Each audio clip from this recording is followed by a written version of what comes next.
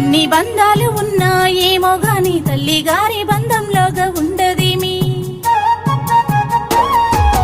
తమ్ముడని ఇల్లు చేరుకుంటే ఈ రాకిట్లకున్న మీ రాకతోటి ఎన్ని బంధాలు ఉన్నా